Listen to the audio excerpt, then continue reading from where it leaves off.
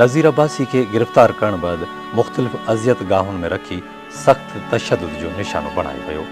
पूरा 9 ॾींहं तशद्दुद ओजागे ऐं ज़ालिमनि जो मुक़ाबिलो कंदे मेहनतकश तबिके जो ही अज़ीम मुहसिन 9 अगस्त 1980 ईस्वी ते पंहिंजे तबिके जी इनक़लाबी रवायतुनि खे ज़िंदा रखंदे शहीद थी वियो।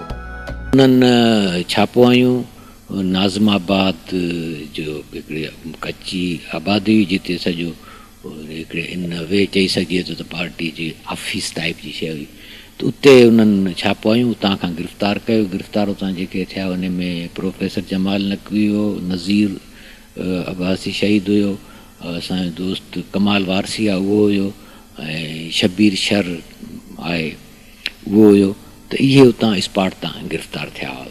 त इहे जे गिरफ़्तार थिया त पोइ उतां हिननि खे वठी विया टार्चर कैंप में, पुछा छा छा जेको कंदा आहिनि सिलसिलो।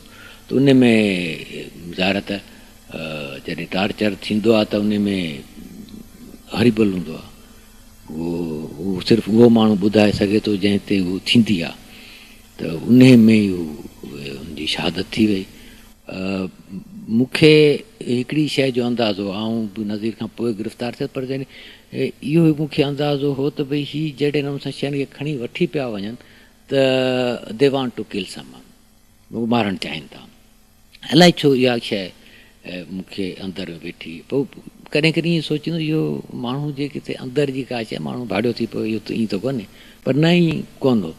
अचानक हिकिड़े ॾींहुं 4-5 ऑफिसर आया, कुझु सिविल में हुया, को शायदि फ़ौजी ड्रेस में, हा हिकिड़ो फ़ौजी ड्रेस में बि जेको इंट्रोगेशन कनि पिया मूंखे।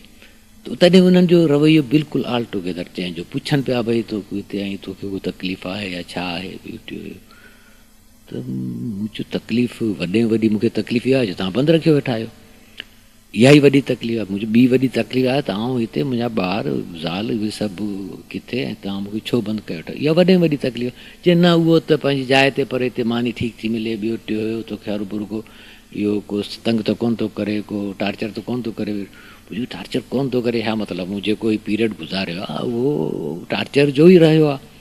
ऐं इहो तव्हां जेको पुछो पिया मूंखे ख़बर कोन्हे, तव्हां मां ई को हींअर शुरू थी वञे त चयो न ई कोन्हे बिल्कुलु ॿियो टियो। त पोइ हुननि जो हिकिड़ो रवैयो चेंज थी वियो। आउं सोचींदो रहियुसि त इहो आहे छा, मूंखे ॻाल्हि पकड़ में न आई। हलंदे हलंदे वरी विच में को हिकिड़ो हफ़्ते खनि जो गैप थी वियो। हफ़्ते खनि जे गैप खां पोइ वरी हुननि कुझु इंट्रोगेट कयो, उनखां पोइ वरी हफ़्तो खनि ॿियो खनि रखी, पोइ वरी छॾे न, पोइ वरी कॾहिं कॾहिं पोइ इंट्रोगेट कंदा हुया। तक़रीबन कोई 55 या 58 ॾींहं मतिलबु आउं फ़ौजी कैंप में रहियुसि। वापसि जॾहिं जेल मोकिलीनि पिया, जेल कस्टडी में, तॾहिं मूंखे ऐं प्रोफेसर जमाल नक़वी खे गॾु आंदो हुउं, उते मजिस्ट्रेट वटि पेश कयूं। वापसि आयासीं, लांडी जेल ते रखनि पिया। त मूं चयो प्रोफेसर, मुंहिंजो प्रोफेसर अलाए छो मूंखे इहो थो लॻे त ही कुझु न कुझु थी वियो आहे। प्रोफेसर चयो चढ़ियो थी वियो, तुम पागल हो गए, ऐसे कैसे होगा। मुंहिंजो ही अलाए छा थियो आहे, मूंखे सम्झ में नथो अचे।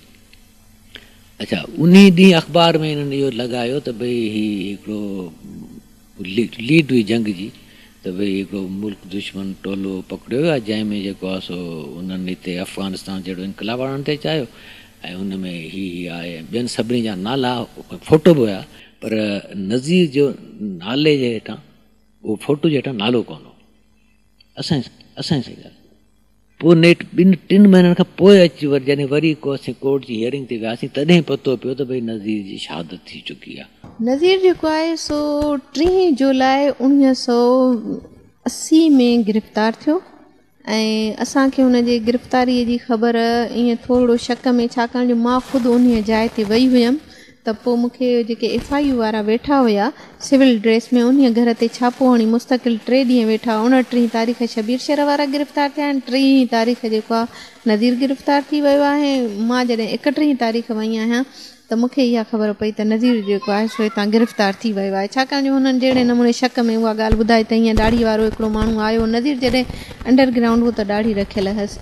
पोइ वरी असां हर्ष बेजाजी वरी जेका आहे असां रिट पिटीशन दाख़िल कई हुई, अख़्तर एडवोकेट दाख़िल कई। अञा उहा उन जी पहिरीं सुनवाई थी त 9 तारीख़ ते असांखे अचानक FIU वारा ई सिविल ड्रेस में आया हुआ नज़ीर जे भेणीअ जे घर ऐं उन्हनि डायरेक्ट इहो कोन ॿुधायो हुयो त को नज़ीर जी डेथ थी वई आहे, पर उतां वरी नज़ीर जे भेणीअ जे भाउ अदा वली मोहम्मद शाह खे वठी विया ऐं सिविल हॉस्पिटल में वञी करे ऐं उते जेको आहे सो हिकिड़ा 3 लाश पिया, 3 लाशनि मां पोइ हुनखे चयनि त हाणे तव्हां जेको आहे सो हे खणी करे ॾिसो, त पोइ उते हुन शनाख़्त कई त हे जेको आहे सो नज़ीर अब्बासी आहे, मुंहिंजे भेणीअ जो भाउ आहे, सालो आहे।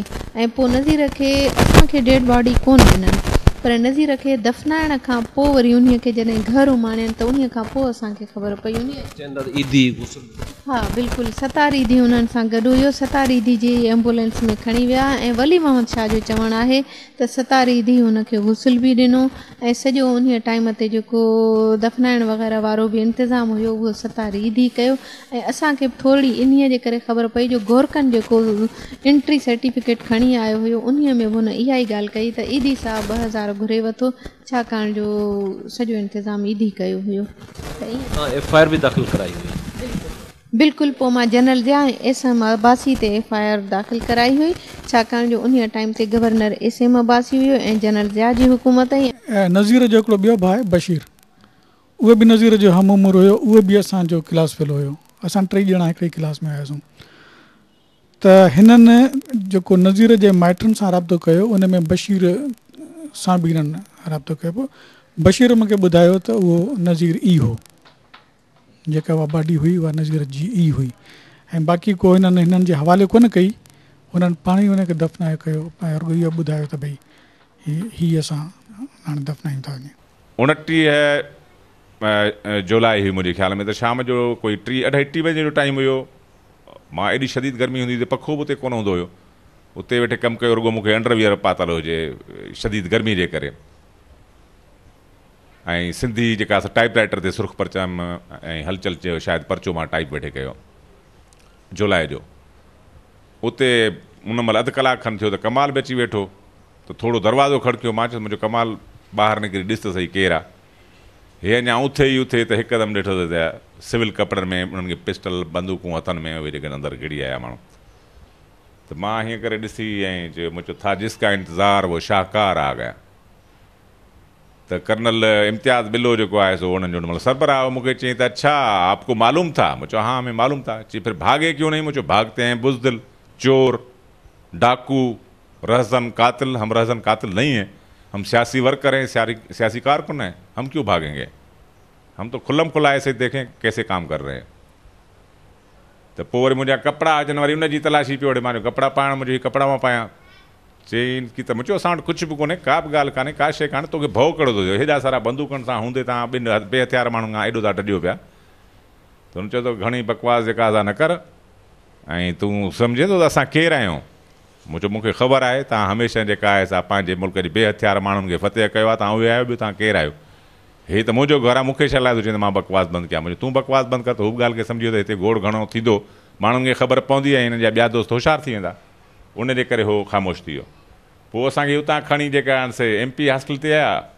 ॿिए ॾींहं ते असांजी मीटिंग 3 तारीख़ ते रखियलु हुजे उन ई घर में, जंहिंमें प्रोफेसर जमाल नकवी बि अचिणो हुजे, शहीद नज़ीर अब्बासी बि अचिणो हुजे, हिकु ॿियो दोस्त हूंदो हुयो, उन्हनि खे जेका था उते अचिणो हुयो। हिननि वठी खणी वञी असांखे MP हॉस्टल ते जेका रखियऊं। बिल्कुलु कंहिंखे अंदरि जेके से वेही रहिया। ॿियो हूंदो हिकिड़ो असांजो क्वार्टर हूंदो पाकिस्तान क्वार्टर्स में, उते जेके से वञा वेही रहिया, छाकाणि उते बि असां हितां कमु करे वरी पाकिस्तान क्वार्टर्स में वञी रहंदा हुआसीं। उते सुबुह ते जीअं मंझंदि जो जेका आहे सा नज़ीर शहीद पहुतो त पहिरियां ई जेका आहे सा प्रोफेसर खे आयो, उनखे पकिड़े उते ई अंदरि विहारे छॾियऊं। हे जीअं आयो त दरवाज़े खे हीअं खोलियईं त हिनखे हिकिड़ो ओपरो माण्हू महसूसु थियो त हीउ उतां ई वठी भॻो भॼी ऐं रोड ताईं बाक़ाइदे पहुतो उते, छाकाणि त हाणे कमरे ॾेढ एतिरा पैसा ई कोन हूंदा रिक्शा टैक्सी जेके से करे, वधि में वधि उन वटि हूंदो उहो बस ॾियो किरायो। उहो बस में चढ़ी पियो, 2D जी बस हूंदी हुई नाज़िमाबाद एल ब्लॉक मां। उते जो चढ़ियो त उहो माण्हू हुनखे ॾाढी हूंदी हुन रूपोश हूंदो हुयो त उहो एजेंट्स वारा कठ भॻाए उड़ंदा। माण्हू जेको पुछूं रोड ते बीठा अचे भई ये दाढ़ी वाला जो आदमी आया मौलवी साहब वो किधर गया? चई ये बस जो जा रही AC में जाकर। हुन वटि गाॾियूं मिंट करे अॻियो ई चौरंगी हुई, हुन ते रोके हुनखे वञी उतां गिरफ़्तार कयूं। गिरफ़्तार करे प्रोफेसर साण गॾु हिनखे विया त प्रोफेसर खां एतिरो पुछई त लाइन छा आहे, हाणे करिणो छा आहे? चई सवाइ नाले जे कुझु बि न आहे ॿुधाइणो। यानी उते हुन नालो पंहिंजो ॿुधायो त मुंहिंजो नालो नज़ीर अब्बासी आहे, हाणे तव्हां मूंखां ॿीहर चवरायो त मां तव्हांखे मञे वञा। ऐं प्रोफेसर उते ब्रेक थी पियो, टुटी पियो। हुन पंहिंजो नालो, एड्रेसूं, सॼी पूरी सेंट्रल कमेटी एक्सपोज़ करे छॾियईं। हुनखे हिकिड़ी जॻह ते बीहारे छॾियईं जिते हो जेका सो तशदुद जो शिकार थियो, ऐं हुन मथां 3rd डिग्री जेका तशदुद कयो हुयो। एसी तंहिंजो जेक मशीन गोॾनि में लॻाए हुनजा गोॾनि वारा संद टोड़िया विया, पेरनि वारा संद टोड़िया विया, ॿाहुनि जा, ठूठियुनि जा संद हुनजो जेको आहे टोड़ियो वियो। पोइ हुनखे वरी फर्श ते जेके आहिनि से कावा जेके आहिनि से शीशे जा टुकड़ा भञी विछाए उनजे मथां वरी उनखे जेका आहे गेलियो वियो। यानी जॾहिं ईदी खां मां पुछियो हुयो जेल में त मूंखे चवंदो हुनजे जिस्म ते मांस ऐं खल न हुई ऐं को बि उज़्वो आलिम हुयो जॾहिं मां हुनखे गुस्ल ॾिनो आहे। ऐं वक़्तु आयो, ईदी चयो त मां शाहिद थींदुसि। अवामी हुकूमत आहे पीपल्स पार्टी, जंहिंखे अवामी मैंडेट मिलियो आहे, छा तव्हां उन्हनि खां मुतालबो कंदव त नज़ीर, शहीद ज़ुल्फ़िकार अली भुट्टो समेत इन्हनि शहीदनि जा केस रीओपन कया वञनि ताकी तारीख़ जो जेको हिस्ट्री जो रिकॉर्ड आहे उहो दुरुस्त थी सघे? हीअ त उहो मुतालबो आहे जेको हर लम्हे, हर मौक़े ते, हर जाइ ते करे सघिजे थो। ज़रूरी आहे त इहे सभु असांखे ख़बरूं पवनि त नेठि थियो छा। ख़ुदि असांखां ई जॾहिं दोस्त पुछनि था त भई नज़ीर अब्बासी सां वाक़ियो कहिड़ो पेश आयो, त का ख़बर कोन्हे का त एग्ज़ैक्टली छा थियो। मूंखे एतिरो यादि आहे त मूंखे जंहिं जाइ ते बंदि कयो न, त मूंखे ॿुधायूं त हीउ जेको कुंड आहे नज़ीर में खे असां हिते टंगे हिते तशदुद कयो। मां हुन जाइ ते 17 ॾींहं हुउसि ऐं मूंखे 17 ॾींहंनि ताईं ईअं पिया ॿुधाइनि त भई हिते हुनखे हीअं टंगे असां कुटियो हुयो, तोसां बि जुट कंदासूं। त हाणे इहो हुननि कूड़ पे ॻाल्हायो, सच पे ॻाल्हायो, मूंखे त ख़बर कोन्हे का त वाक़ई छा हू उन जाइ ते हुयो जिते मूंखे रखियो वियो या हू कंहिं ॿी जाइ ते हुयो, त का ख़बर कोन्हे का त एग्ज़ैक्टली थियो छा। त मां सम्झां थो कंहिं बि दोस्त खे ख़बर कोन्हे का त हीअं कीअं, सभिनी जा अंदाज़ आहिनि त हीअं थियो हूंदो, हीअं थियो हूंदो, पर इहे सभु मामला असां ताईं पहुचणु खपनि, माण्हुनि ताईं पहुचणु खपनि त आख़िर इहे जेके माण्हू तारीख़ राहुनि में मारिजी विया, जिन पंहिंजो रतु ॾेई समाज खे अॻिते वधाइण जी कोशिशि कई, उन्हनि सां थियो छा। मज़हबी जुनून या जज़्बातपणे में कुझु करे वञणु आसान आहे, पर अक़ुल, शऊर ऐं दानिशमंदीअ सां हिकु अज़ीम आदर्श ख़ातिर पंहिंजो पाण क़ुर्बान करे छॾणु हिकु तमामु वॾो कारनामो आहे। तमामु थोरा अहिड़ा माण्हू मिलंदा जेकी शोहरत पसंदी, ज़ाती मफ़ाद ऐं शख़्सी अना जहिड़नि फितरी इंसानी कमज़ोरियुनि खां बालातर थी हिकु तवील असाब शकन ऐं सबुर आज़मा जिदोजहद में डिसिप्लिन, संजीदगी ऐं साबित क़दमी जो मुज़ाहिरो कंदा आहिनि। नज़ीर अब्बासी हिन इलाइक़े जी तारीख़ में सदियुनि जी महिनत खां पोइ पैदा थियल साइंसी शऊर रखंदड़ हिकु अहिड़ो इनक़लाबी अॻवान हो जेको पंहिंजे अज़ीम इनक़लाबी आदर्श ख़ातिर इनक़लाबियत जा राज़ सीने में सांढे शहादत जो प्यालो पी हमेशह लाइ अमर थी वियो ऐं सदाईं तारीख़ जे वर्कनि में अमर रहंदो।